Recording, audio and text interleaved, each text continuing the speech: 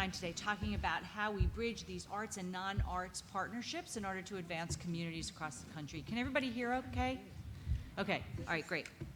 So many of you local arts leaders have long understood that in order to build strong communities, you've got to work in partnership and in partnership with other sectors. So for the next 75 minutes, that's what we're going to talk about today. I'm just going to open with a few slides, and then I'm going to turn it over to Jamie. We're going to go to Michael, and then we're going to go over to Maria. So that's how we're going to play this, and of course, we've got some slides.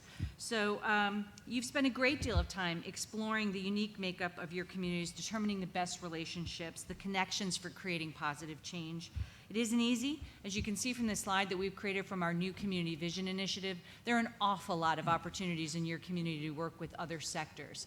And how do you pick which ones are right for you? Really depends on what's going on in your community and the priorities and the opportunities for change that are within your community. We asked, as part of our local arts agency census, which we did in partnership with the National Endowment for the Arts, and Michael, thank you. You really were a large part of making that possible, so thank you very much. We asked about the actual partnerships and collaborations that local arts agency leaders have been doing. So we know that about 92% of local arts agencies have about one partnership, and 76% have 3 or more. So you're already doing this. You're actively involved in relationships with others. We further found that the chambers were the #1 partnerships that local arts agencies are creating relationships with, and that convention and tourism bureaus were the second most popular. But then we went and looked at what are those relationships, really, what are they? 79% were informal relationships. Those are conversations that are happening, but 65% meet regularly with partners. 75% work together to plan and really implement programs, going much deeper in that work. So we thought it was important to look at that. From informal to fully integrated relationships, we know you're already doing this. To get a deeper sense, we looked at a lot more of the different types of partnerships and the ways in which those relationships were taking place, whether you were talking with them, whether you're meeting with them, whether you're working together, they're funded, or they're integrated more fully. And so I think it's interesting to look at this, particularly when you look at chambers, libraries, other LAAs in other cities, CVBs, as we talked about, higher ed, museums, and on and on. So I wanted to make sure you had a chance to take a look at this before we went further.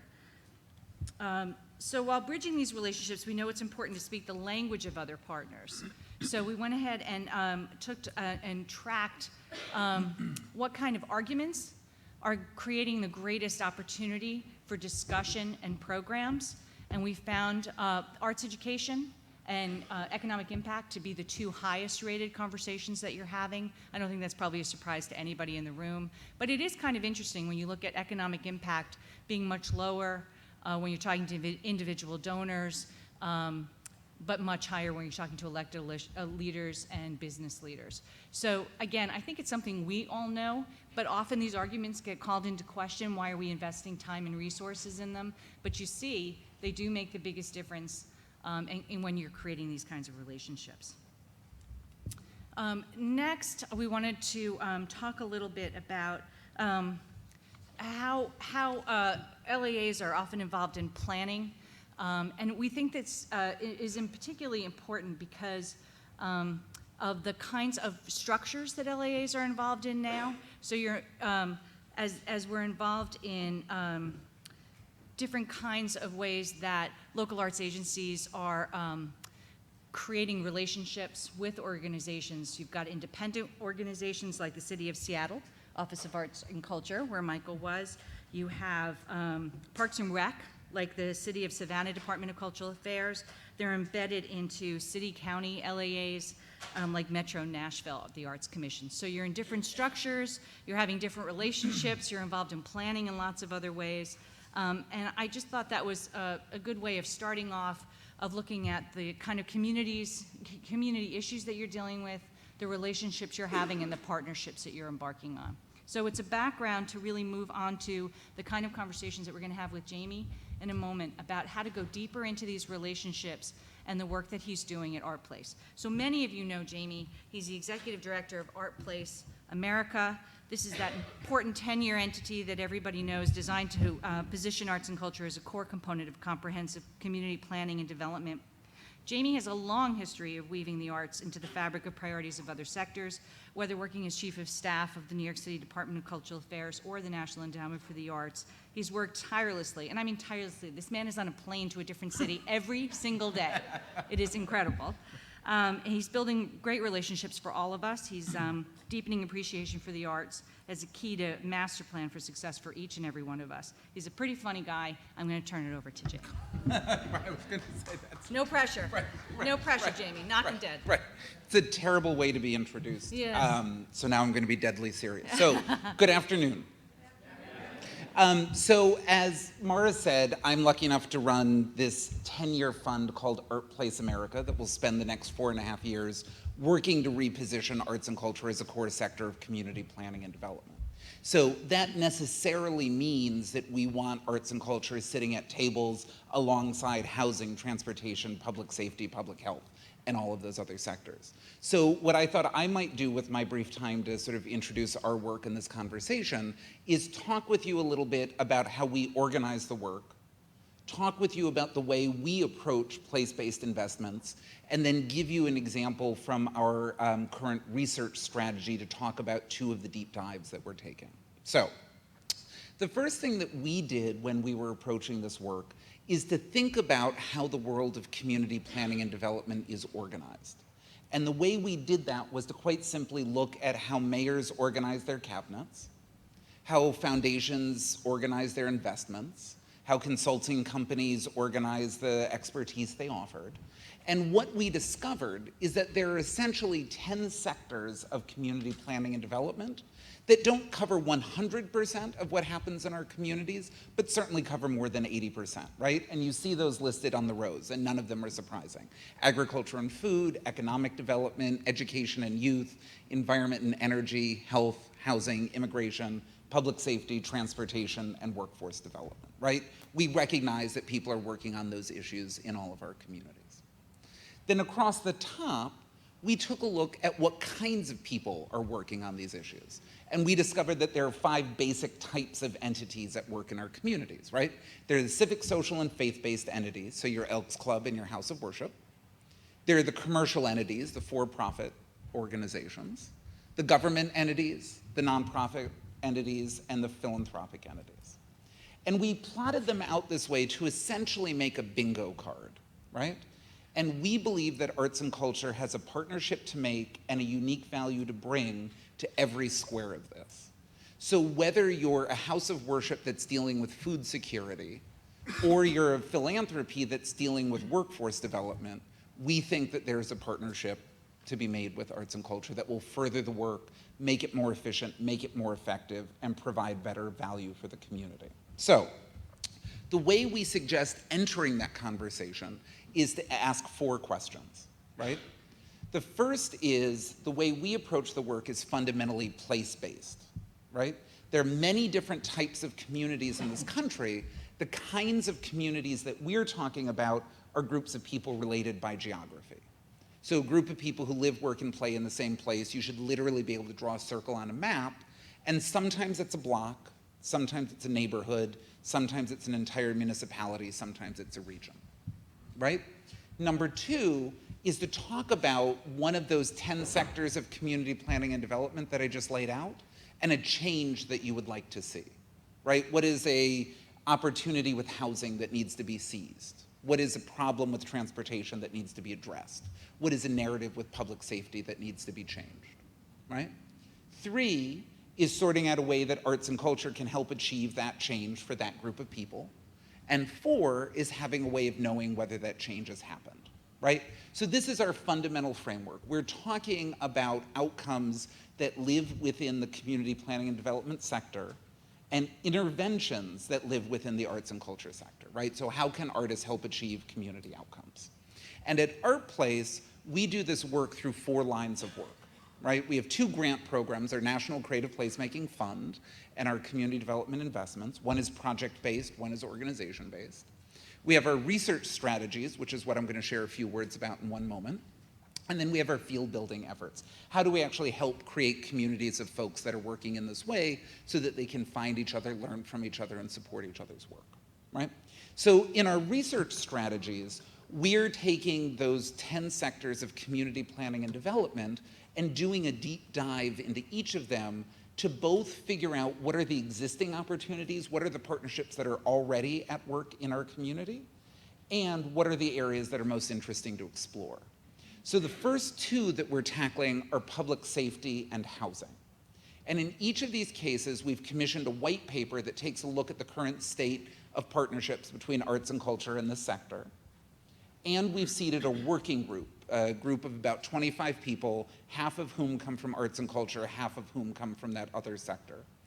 And they're at work with us and with our co-partner. For public safety, it's LISC, the Local Initiative Support Corporation, and for housing, it's Enterprise, a national intermediary that's working on housing issues, to begin thinking about what are the knowledge products, right? What are the toolkits, what are the playbooks, what are the things we need to see more of these collaborations? And so the example that I'll give for each, just to give you a sense of the work, is in public safety. This is a really interesting program that's run by the Village of Arts and Humanities in Philadelphia. And the program works with individuals who have completed prison sentences and are returning to their communities. And they partner these individuals with a legal aid entity that helps expunge their records. And as I'm sure you all know, this is hugely important because if you get your record expunged, you can gain re-access to public housing, you can get different employment opportunities. It has a profound effect on your future, right? So if the project stopped there, it would be fine. It would be a perfectly good project. But this project also partnered artists with those legal aid entities who said, we need something more for this. So now, once an individual has their record expunged, they print out a physical copy of what had been their criminal record, they tear it up, they put it in a blender, and they literally make a blank sheet of paper, right? So all of a sudden, a project that you understood here, you now sort of understand here and here, right? That project has stickiness, it stays with you. It brings symbol and sensation to the system scale and structure work that folks have been doing, right? So arts and culture is bringing a unique value add to that public safety conversation. In housing, I just was lucky enough to be down in Charlottesville, Virginia, and actually visit this project. There's a group in Charlottesville called The Haven that's partnering with a local organization that's been placing formerly homeless individuals into permanent housing. And that's a great thing to do, but what they're now doing is partnering those individuals, partnering these folks that are entering into a home for the first time, and they're putting them in contact with artists and designers, giving them a $1,500 budget, and actually asking them what it would take to turn their house into a home. So you now have formerly homeless individuals that are commissioning works of art from local artists. You have formerly homeless individuals that are commissioning pieces of furniture. And all of a sudden you have individuals that have been in no control of any aspect of their life, literally now beginning to shape the environment that they're inhabiting and making a permanent investment in it. And so very quickly, it becomes a home, not a house. It becomes not a shelter, it becomes a place that you've got roots in. So these are the kinds of investigations that we're looking at. I'm going to give a brief apology in advance. I have to run right at 6 o'clock in order to make one of those flights that Mara talked about. But I'm always reachable at me@whatido.org, which is my email address, jamie@artplaceamerica.org. I'm on Twitter sometimes, and I look forward to this conversation and to picking it up. So I think now my job is to advance through these. Whoops. And turn this over to Michael Killoran from the National Endowment for the Arts. So please join me in welcoming Michael up to the microphone.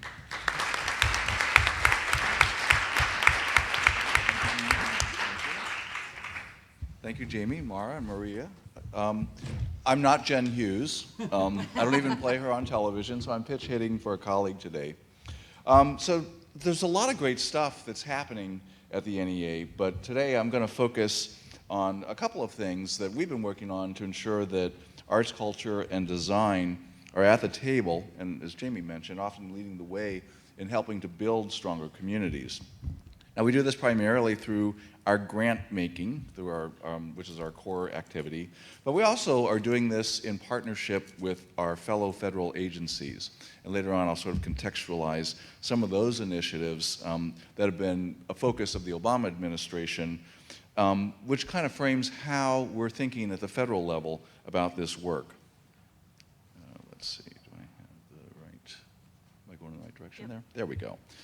So, Our Town, I assume everyone in the room has heard about Our Town, right? Okay, so since 2011, the NEA has awarded more than $30 million in grants to fund 389 projects in communities all across the nation, as you see here.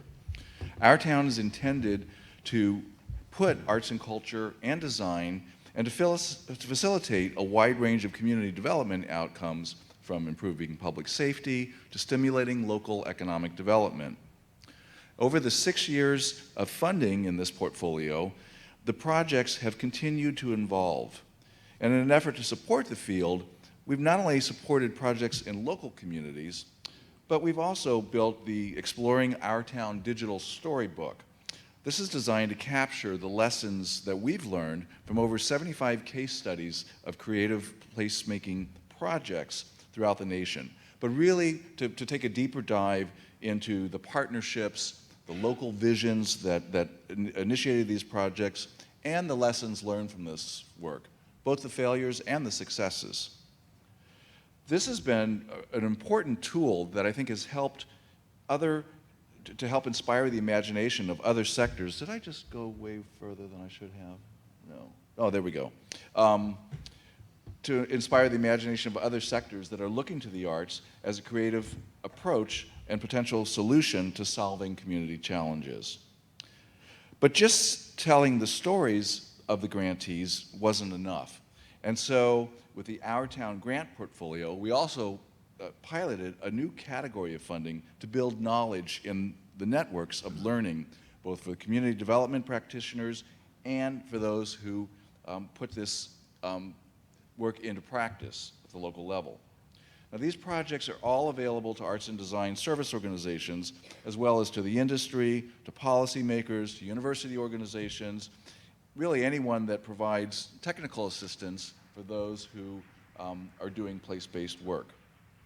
So in 2015, some of the knowledge-building grantees included the National Alliance of Community and Economic Development Associations, in partnership with Americans for the Arts, to help train and introduce creative placemaking strategies and those approaches to community development corporations, or CDCs, all across the country. The City Parks Alliance is working with the Trust for Public Land for training around recreation, park leaders across the country on how to engage creative placemaking strategies for public park spaces, facilitating peer networks, and building relationships to help park leaders learn from the arts and culture field from one another.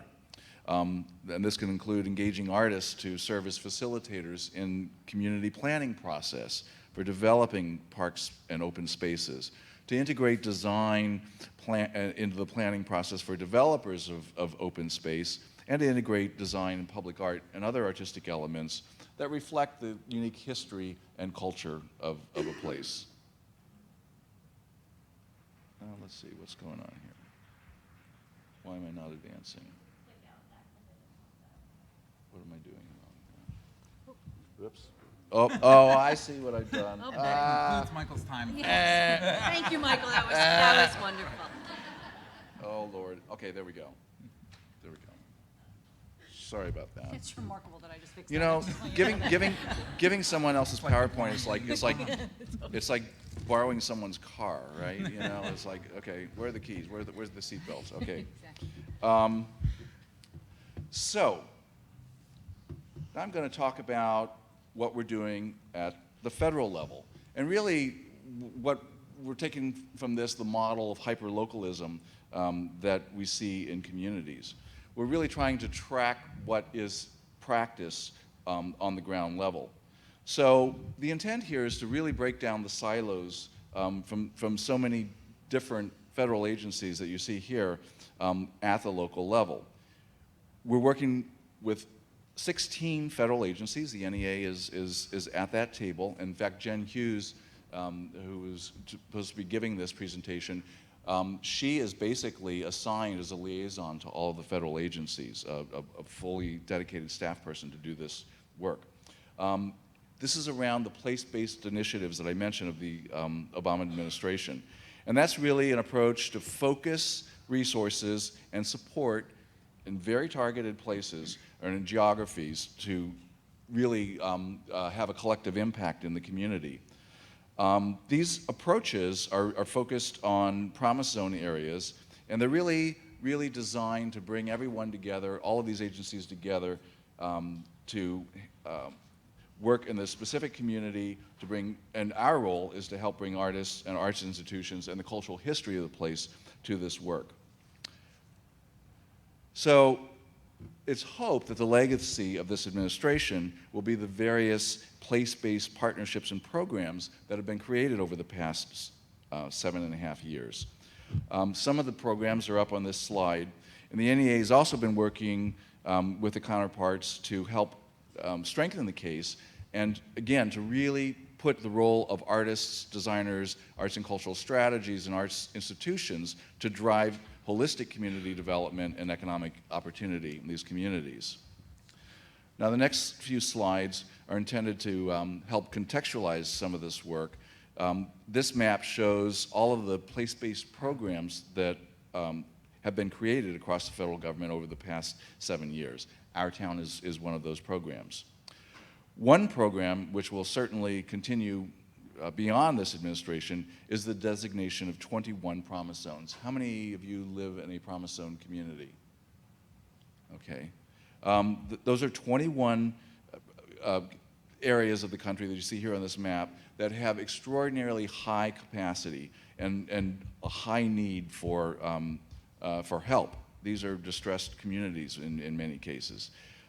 This integrated collective impact approach is really designed to bring all of those agencies at the table to address issues such as public safety, vacant properties, planning for future development in communities, improving the educational attainment for young people in the zone, and just overall improvement in the economic development opportunities in the area, so that a child growing up within a certain zip code doesn't determine what his or her destiny will be.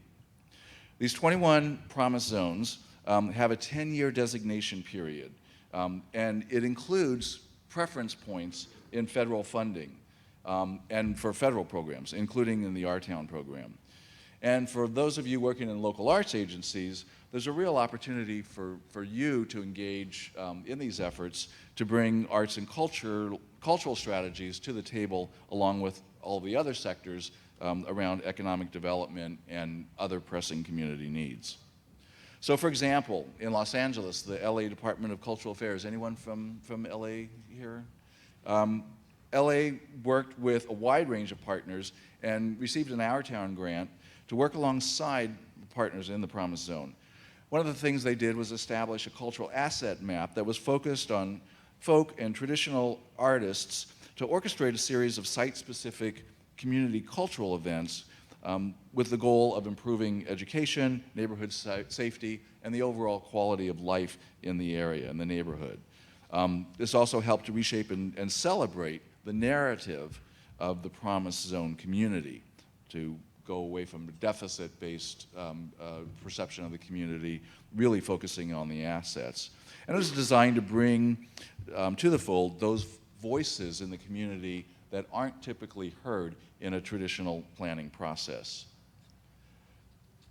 Given the remaining 7.5 months that are left of this administration, there's been a lot of work done with the Office of Management and Budget and the White House to think about how to embed this work across federal agencies. And I was lucky enough a couple of weeks ago to participate in the Community Solutions training, where the NEA was at the table with both field offices as well as DC-based organizations to really learn more about this work. And I have to tell you, it was fascinating to sit at a table with the Economic Development Agency and FEMA and Department of Agriculture and with Institute for Museum of Library Sciences and the General Services Administration, to really have and everybody wanted to know how they could engage with the arts and community, and some great examples. So I'm really excited that that's 300 That's an army, a community of practice that is being created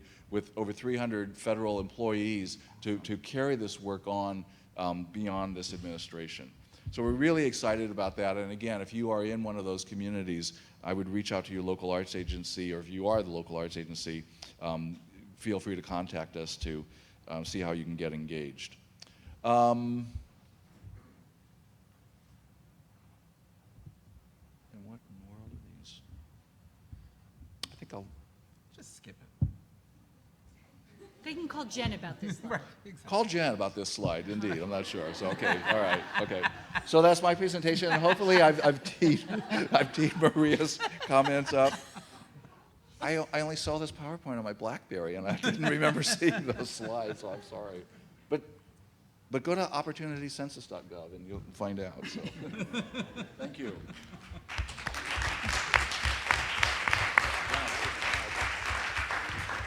All right, so next, oh, yeah, okay, sure, thank you. We are all fortunate to have Maria Rosario Jackson playing a number of different roles that benefit us all the time. She's a senior advisor at the Kresge Foundation. She's an adjunct faculty member at Claremont Graduate University in Claremont, California, and she's a member of the National Council on the Arts. So many reasons, but first and foremost, because of the critical work she does to strategize around shaping methods for assessing and measuring the impact of the arts and culture as a contributing factor to community development. And there's no one doing this work as well as she is, so we're very fortunate to have her today. Are these intros too big? Is that what's happening? No, Everyone's that's reacting actually to them. true. You said Okay. something true about Okay. Oh, good. Thank you, Jane. As we continue to work toward making the arts essential to building community revitalization, her work in determining the efficacy of those efforts is really key. So, Maria, if you want to take the stage.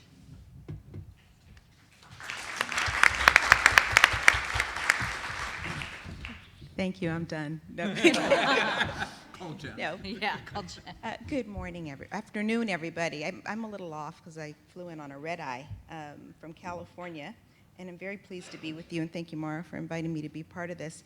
So my remarks draw from a long career focus on comprehensive community revitalization. Background is urban planning, and much of my career has been focused on the role of arts and culture within that. And most recently, my experience has been primarily with the Kresge Foundation, working very closely with their grantees, working in the space of creative placemaking, which Jamie and Michael have spoken to. And what those grantees do, some of them are local efforts working in communities on the ground. They are long-term initiatives intended to expand opportunity for low-income communities, urban communities around the country. And a feature of them, which makes them relevant to this conversation, is that they have very intentionally integrated artists, arts organizations, tradition bearers, designers, other creatives into these strategies. And there's a fairly elastic definition of arts and culture implicit in this work, and also a really expansive way of thinking about how arts organizations, artists, and others may participate. So to echo some of the examples that were already shared, you could easily have an artist involved not only performing on a stage, but actually helping to shape the construction of what the issue is. How do you frame the issue in a place? What might a solution look like? Or the role of an artist working with or as a community organizer and helping people to lend their voice, ideas, and opinions to a planning process. There's evidence of new spaces being created for cultural participation and other kinds of engagement. The other kind of work that the Kresge Foundation has been investing in has to do with what we think of as systems integration. So grant, for example, to the Local Initiative Support Corporation, which is an intermediary that assists community development corporations with the community development process at the local level and nationally. And there the work has been about weaving arts and culture into those kinds of community development initiatives. So what does this work require? It certainly requires creating a new set of relationships often. and identifying shared interests, but also managing and reconciling differences. And one of those areas of difference often, which has to be navigated, is the area of evaluation and assessment. And we knew going into this that this is largely uncharted territory. There have been some people that have been working on it for a number of years, but it still isn't commonly the way people think about assessing community development and progress, particularly in low-income neighborhoods. So I want to share with you just some thoughts about some of the challenges inherent in these really, I think, exciting and dynamic collaborations that have been alluded to earlier. So one, it takes time to find common language. How does a transportation planner speak with an artist or an arts administrator, and how do they talk to the health professional who's also engaged in the initiative to comprehensively address some of the issues in our urban cities, in urban areas? There are different standards of success, right? So what an artist or arts organization may be particularly focused on in terms of quality of artistic product or quality of artistic process may not be exactly the same thing that the transportation planner or that the educator is interested in. So how do you reconcile those kinds of priority differences? Where do you find your happy space, if you will, and what's the negotiation process? This work often causes participants to question long-held beliefs. So an example of this is with the local initiatives that I've been tracking through Kresge's work.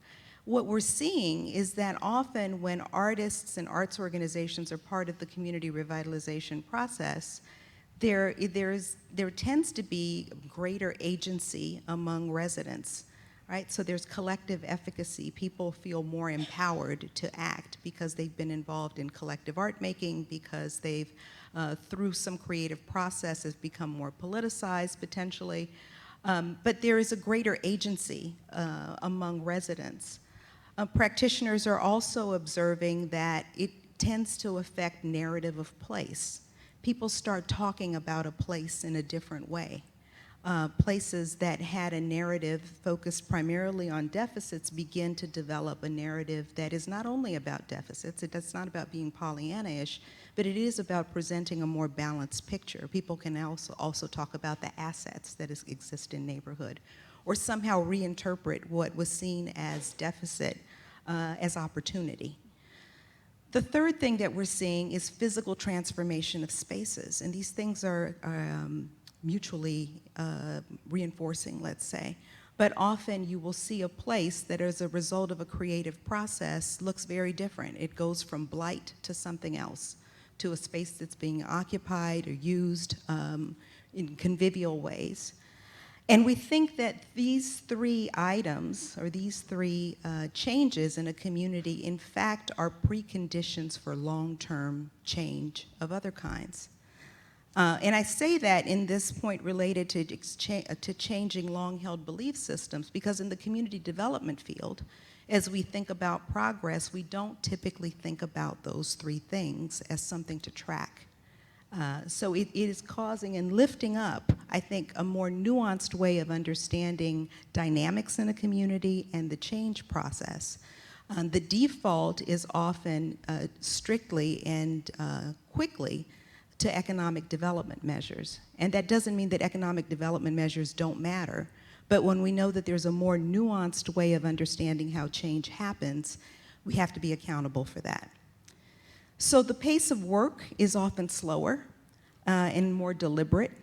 It's difficult sometimes to be in a project for 3 or 4 months, and finally you're able to have a conversation and come to an agreement about what the focus should be, and you have some sense of how you're going to gauge it, and all you have to show for it is that you can meet more effectively.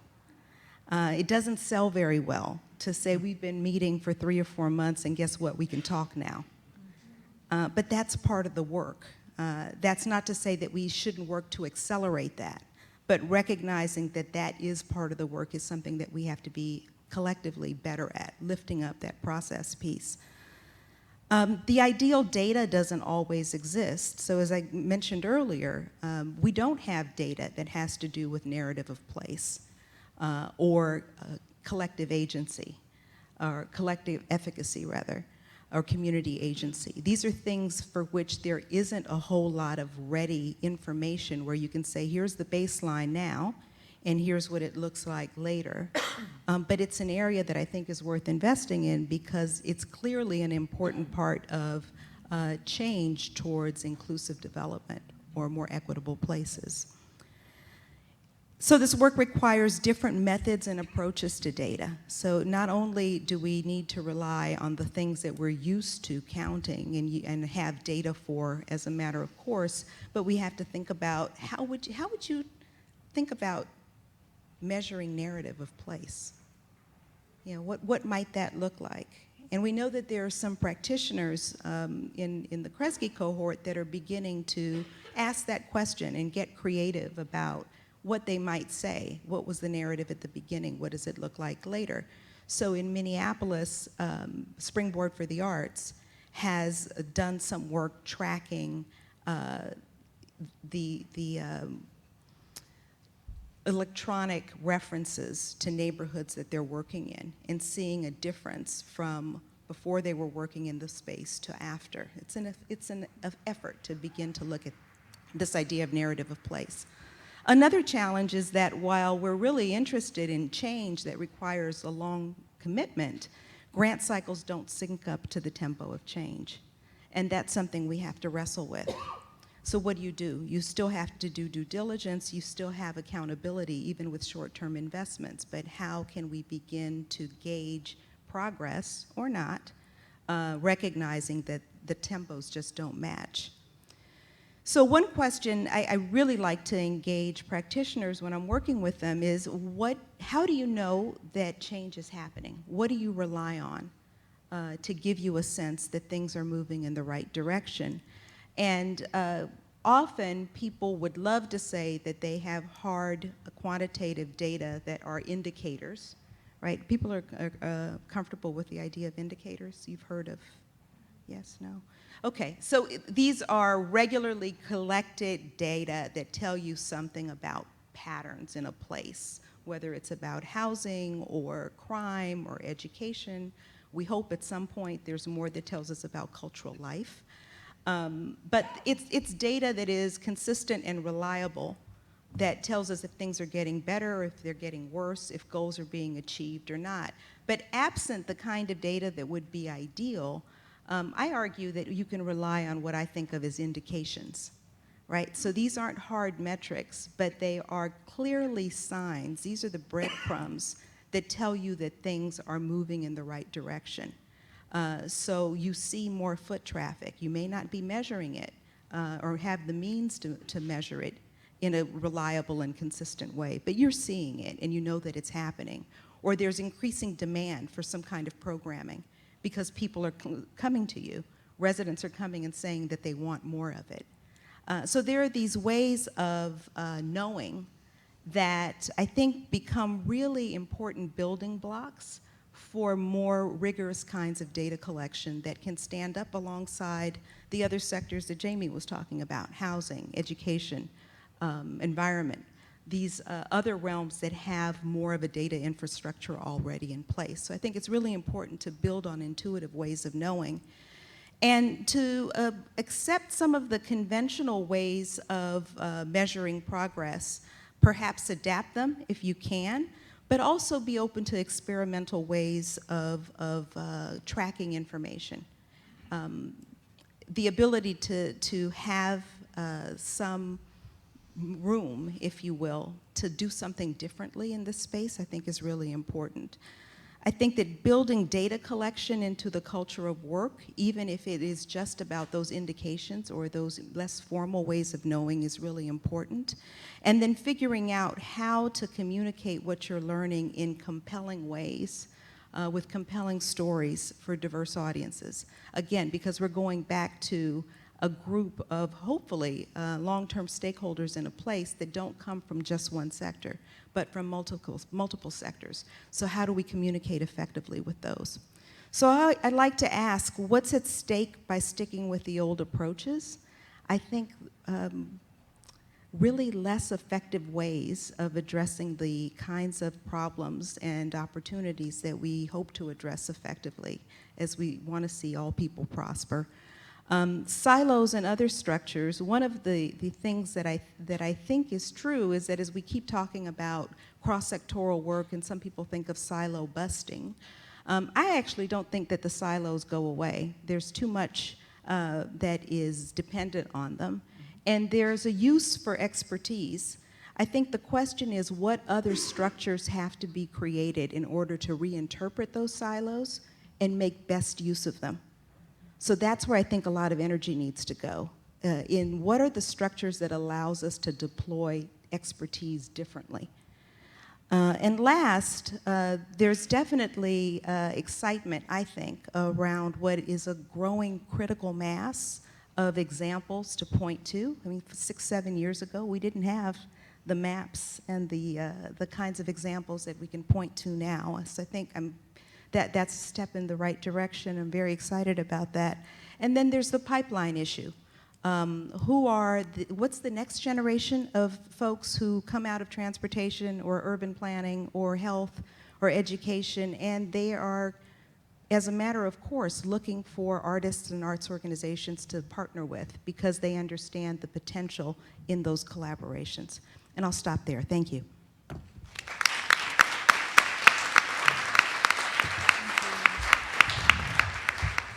Well, thank you all very much. It's a lot to think about. I'm just going to start with a couple of questions for folks, and then I'll invite others to join. So be thinking of a question if you want. We've got some mics up front. But I'm going to start with Jamie. Jamie, is Art Place, seems to be involved in deeper investing in the arts by investing in non-arts organizations. So can you talk about the power of that, how that's working, and then what are the implications on the more of the arts institutions rather? Sure. So I might slightly reframe the question. We invest, just technically as a grant maker, we invest both in arts organizations and in not in non-arts organizations. But the power, I think, of the approach is that we're actually suggesting that funders be exclusively outcome focused and be agnostic about the tactics that you're using to get there, right? So what we're saying in a play to bring more funding into the arts space is, if you're concerned with housing, let's talk about length of time an individual stays in a home if they've been in a formerly homeless situation. If an artist is the best way to increase that length of stay, great. As a housing funder, you need to be investing in artists to do this work.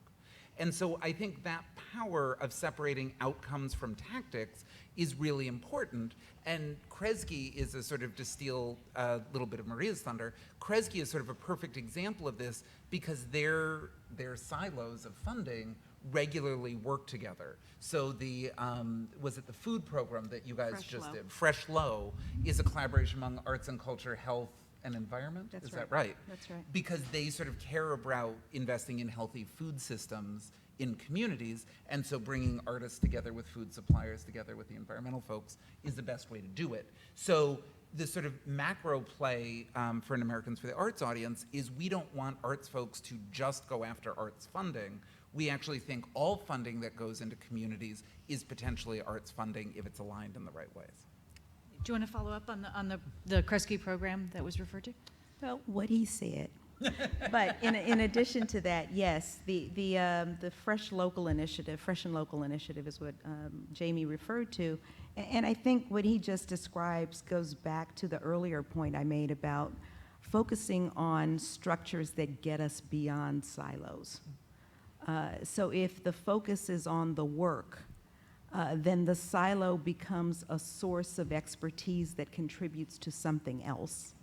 And I think it's that space of something else that enables a different way of working that is so exciting. And there is very little beyond the kinds of support that we're talking about here. There's very little funding for that, really, because the funding is in silos.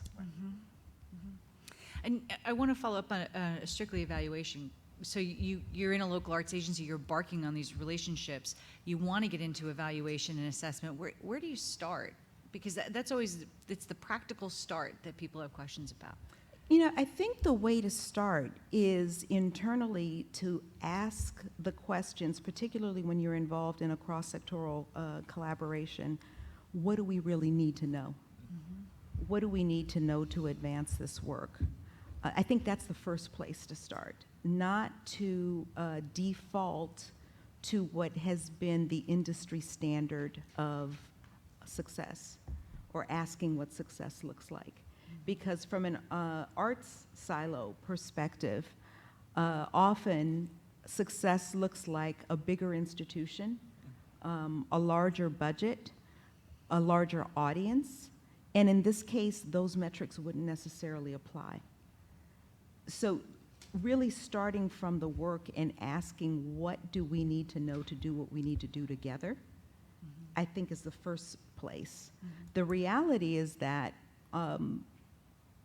there aren't a lot of entities that are off the shelf, that have off-the-shelf products, evaluation products that fit really neatly with this work.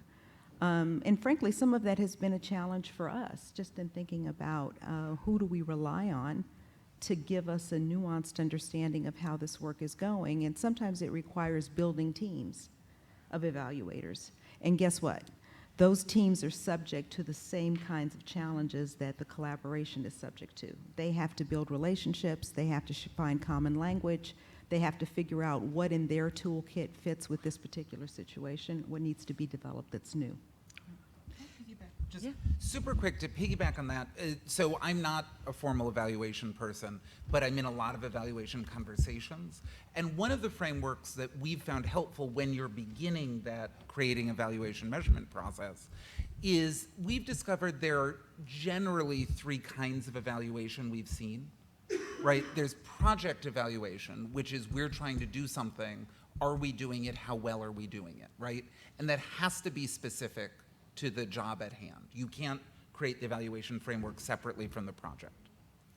The second kind is kind of understood as positive externalities, right? We were doing something important and along the way other good things happened. We want to find out what that is. So, you know, the Whitney Museum of Art moves to a new location.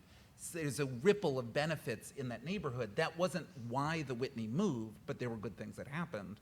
And then the third kind, and you know, I'm a communications and fundraising person, so this is the kind that's closest to my heart, is essentially propaganda, right?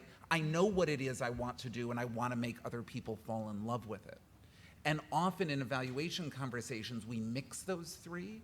All are valid and you just would approach each of them differently. So what am I trying to do? Am I doing it? How well am I doing it? I was doing something, what else happened along the way? And I know what I want to do, how do I make you fall in love with it? That's sometimes a helpful way of finding your way into the right question to ask.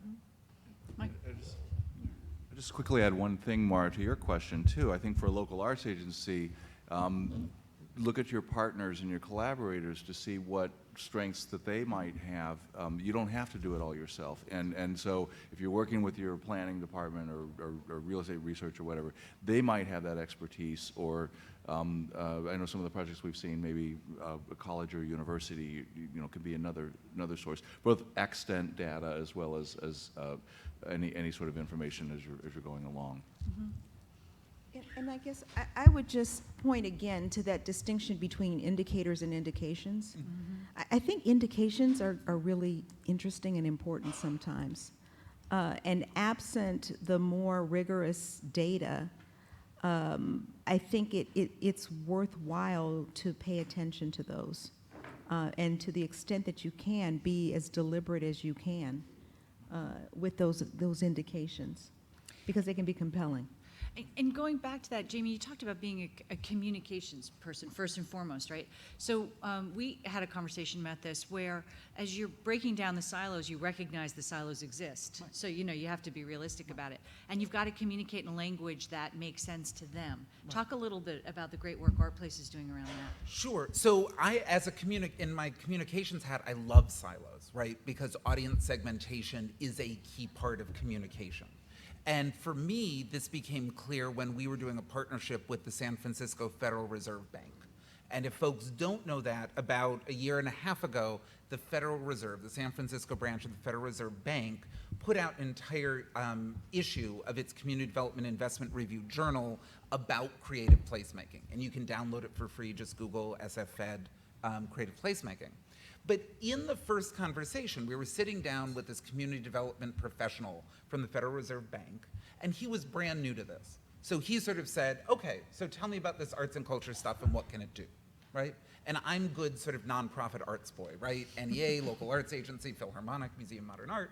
So I started talking about, you know, imagination and empathy and disruption and all of the sort of wonderful transporting things we know the arts can do. And I watched Ian sort of drift further and further away, right? So I'm not bad at reading my audience, so I pivoted. And I think folks generally know the work of Mark Stern and Susan Seifert at the Social Impact of the Arts Project in Philadelphia. And so I latched onto their research and I said, well, what you really need to understand is that the arts drive more stable communities. And they do this through social cohesion and community attachment and civic engagement. And all of a sudden, Ian was back in the conversation.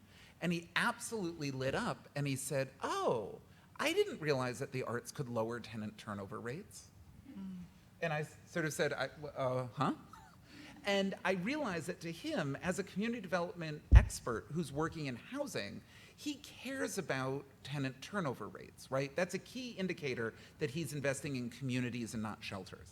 And what he did in his mind was he translated from the arts can create more stable communities into, oh, the arts can move an indicator, a formal indicator of something I care about and something my work is measured by. And that was sort of the aha moment for us, which is we don't need to change what arts and culture does. We don't even need to necessarily change the research or the measurement, but we need to be able to translate that and make it relevant to the audience that we're talking about. So when I'm talking in the public safety conversation, I need to be speaking in the language of gun violence. I need to be speaking in the language of recidivism. I need to be talking in the language of community reentry, and there's existing research that allows me to do that, and I can point to all of that. So I'm a big believer in sort of audience segmentation, which is the positive side of silos, and speaking specifically to someone, not speaking generically to everyone. And I tend to talk about that as code switching, Yeah. right? Exactly. So you code switch, you know your audience, and you adapt. The hope is that over time, while some of that will always be required, less of it will be required. Because there is some greater appreciation for what the contribution is. So the barrier to making that connection becomes smaller and smaller.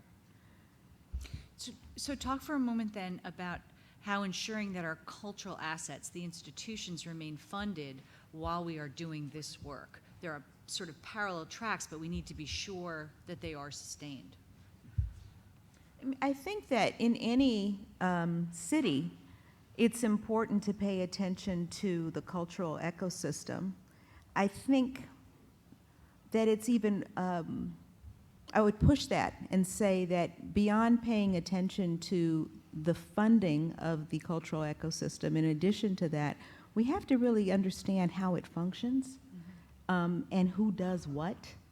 So I think that there are some organizations that want to do this kind of work, are poised to do this kind of work, and that's fine. And there are other organizations that don't want to do this kind of work, and that's okay too, because they bring other kinds of value to a community. So I guess I would reinterpret your question, because the funding that goes towards the organizations that are doing creative placemaking is actually a fraction of a much larger pool that goes towards a broader interpretation of the arts and culture field. So I mean, that's how I would respond. Would you add anything to that, Jamie or Mike? Well, I would say the one thing that I'm a big believer in is that arts and culture needs to have a formal role in city government. Right, there are many kinds of great models for local arts agencies. I love them all. In addition to that, I believe that arts and culture needs to have a formal role in city government because of the way city government operates.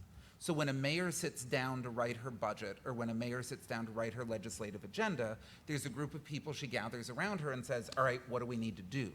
And if arts and culture isn't at that table, it's then going to be an afterthought in all of the other things. So one of the things I talk about in ensuring a strong system is making sure that that voice is part of the formal network of city government so that it can connect to the nonprofit sector, the community-based sector, all of the amazing institutions, the individual artists that are there. But if you don't understand the sort of structure of how city government works, and if you're not interfacing in that, I think you miss out on these opportunities to have a code switcher at the table, to have the silo-busting conversation, to get in on the planning and design of it. So that's a bit that I might add on to that.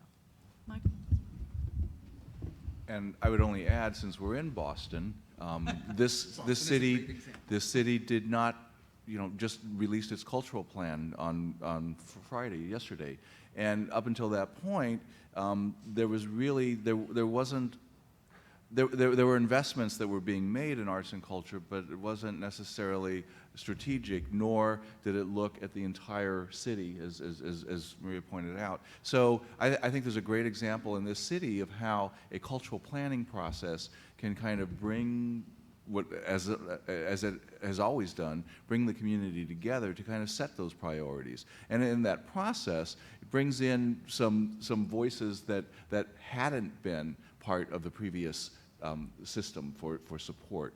So, and I guess the only other thing that I would add based on the community solutions work that we're looking at, there's also something, I guess the other side of it is bringing in what you might think of traditionally as non-arts funding partners into the process to support the work, like the Department of Agriculture. I mean, it's just, you all probably knew this, but it was a revelation to me that there is an agriculture person in every county in the United States. I mean, thousands of people working at a hyper-local level who can help communities of all sizes sort of navigate some of those resources, facilities development and so forth. So I think, I think we're all saying the same thing here, but I don't think it's necessarily something that institutions should be afraid of. And if anything, I think every institution is rethinking how it interacts, how it relates with its community. I think I don't think that's a necessarily a bad thing at all. I agree. I'll pause for a moment and see if anybody has any questions. Come over to the mic. Come to the mic. We're the arts, we make participation easy. Ooh, yeah. Go ahead. Tammy Chan from the city of Grand Prairie, sandwiched between Dallas and Fort Worth. Oh, hey. I've been trying to track what y'all are saying, and it's way over my head. I looked up the word art silo just a minute on Google, and it had pictures of silos with art on it. So I just want you to know some of the audience here is on catch up, and I'm a sponge and a good student, so I'm going to catch up. I will say from the government side, which I'm in, I worked for the city as the public art coordinator. An issue, I think, and don't know if you can speak to it, but is territory, and that may be what a silo is. There are a lot of other public art coordinators here who wouldn't dare talk about performing arts, because that's somebody else's territory. So I don't know how that works with your conversation. Thank you. I think that's hugely important, and one of the first national summits that we had at Art Place when I was executive director, we were in Los Angeles, and there was a big debate about whether Art Place was going to be a field or whether we were a movement and we were going to recreate silos. And one of our colleagues from Yolo County, who's doing an amazing agriculture and art project, stood up and said, come to Yolo County, we have actual silos and actual fields. So it was, your point is hugely well taken. And I think, so territory I think is exactly right.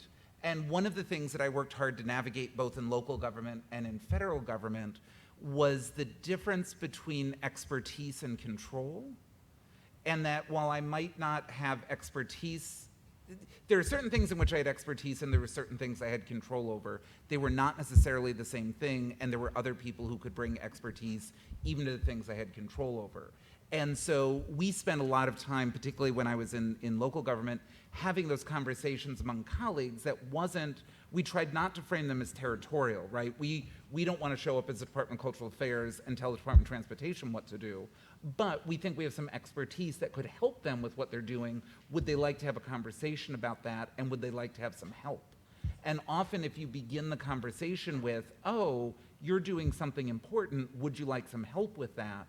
That's an easier on-ramp to collaboration than it's my territory, it's your territory, I'm the expert, you don't know anything, any of that. So you've raised hugely important issues, and I don't have a huge amount to add beyond that, but thank you for that.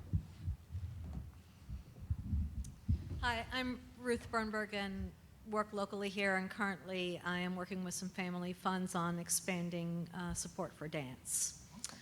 My question has to do with, in these collaborations, have you found who is the initial initiator of a project or any kind of collaboration had an effect on whether it actually came into fruition and what the impact was? So did it matter whether it was the non-arts agency or the arts institution, artist, whatever, who was the initial starter of these that had an effect? So I think it's a mix. I mean, if you look at what at least the Kresge Foundation has funded, and I think it's probably true with Art Place in our town as well, you have some initiatives that are actually artist-led. And those are often some of the ones that are most compelling, because artists can often see opportunity in things that people have discarded. So there are instances where there are artist-led projects that may happen out of arts organizations, or they could be based in some other kind of organization, but that's happening.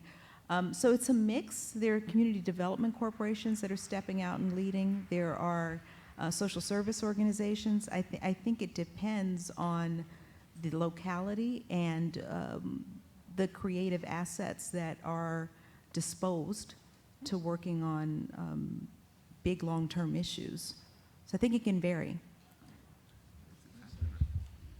There was a gentleman from Arts-Based Projects in Minneapolis who was kind of talking about that issue, and he said, you know, sometimes arts is a strategy of last resort, where if you have a chaotic situation, and there are lots of examples where, like, you know, back in the 60s when communities kind of closed traffic and created these pedestrian malls, most of them didn't work. You know, they've tried everything, and sometimes arts is the strategy of last resort that well, why not, you know, try this approach, and guess what, lo and behold, I'm thinking like in Sacramento, I mean, I think there's some success by just having a different way of thinking. So I think sometimes the problem has been the challenge has been persistent, and arts, there's an opportunity for artistic intervention to be a strategy that may be successful. Any other questions? All right, well, then I'll turn it to the group. Any final thoughts? Michael, thank you again for jumping in for Jen last minute. Appreciate that. I'm so sorry about the PowerPoint. I really You got through most of those slides. It was impressive. Is there any last words that you'd want to add? I think I just want to share. I am really excited by the work at the. Here's one thing I think I want everyone to know: the work that's being done, this hyper-localism approach to communities. It's a very different shift in thinking from federal agencies, from being proscriptive and thinking that they know what's best for a community. And really, the most important part of that approach is going in and listening to what people in the community is saying, and then figuring out how to support that vision, that work, that hyperlocalism. And I think that's I mean, I've spent my entire career in local arts agencies, and to me, that is really exciting, and that's a significant paradigm shift. And I think whatever we can all do to keep that thinking moving forward, that's the bee's knees. So what I think that is the bee's knees is that I keep saying we're in a prolonged policy moment where there is this revival of interest in comprehensive strategies and place. So people recognize that place matters and that the circumstances in a place have consequences for the long-term outcomes of people's lives. And there's also recognition that you can't deal with health without dealing with shelter. You can't deal with shelter without dealing with jobs. You can't deal with jobs without dealing with education. And these things are cyclical and interrelated. And I think that there is a moment for the arts to assert in a way that it hasn't asserted in a long time. And it's a moment to be squandered. So I'm excited that there's interest, and I'm hoping that this focus on comprehensive strategies and acknowledgement of place as important is something that continues, and that the arts field continues to assert in ways that we've been talking about. And I think the only thing I would add is that in this age of hyperlocalism and this age when we're all trying to learn from each other, I think the big challenge is how we can be contextually responsive and not reinvent the wheel, right? Because every community is different, has a different set of players, has specific things that need to happen, and we can learn from other communities at the same time, but we often copy the wrong thing, right? And the example I give is, in Chicago a million years ago, they decided to do a major public art project of putting cows out and everyone paint the cows, right? Given the history of Chicago, that was a great way for that community to come together around a shared moment in history, to express neighborhoods, to do all this other stuff. The number of communities that began putting up cow parades when cows had no particular relevance to those communities was shocking to me. So I think focusing on methodology, focusing on approach, focusing on process, and understanding what is actually, are we able to take from community to community, and what do we need to invent ourselves is just a tension that I always like to bring in the room and make sure we remind ourselves. And there's a diagnosis. It's technically called fiberglass figurine fatigue. Yeah, good. Yeah, this is more of a comment and like a self-encouragement, actually. I'm from a small community, Coshocton, Ohio, and we are making great strides in our downtown through public art and temporary installations. And I continually have to invite myself to the table, even when it's recognized, and it kills me, Like, what do you mean I'm not invited to the table? So I'm starting to feel a little like the wicked fairy of, I'm gonna come in and, but no, I don't do that. But I think it's one of the issues that we have as artists is that we have to invite ourselves to the table. And somebody in an earlier session said, even if you're bringing your folding chairs, come to the table. And it takes stamina. Yeah, that's perfect. Well, let me thank you all for being here. I know it's the end of a very long day, and I very much appreciate your time, and everybody for being here and joining in the conversation. Good luck in all of the work that you do, and have a great time tonight. Thank you.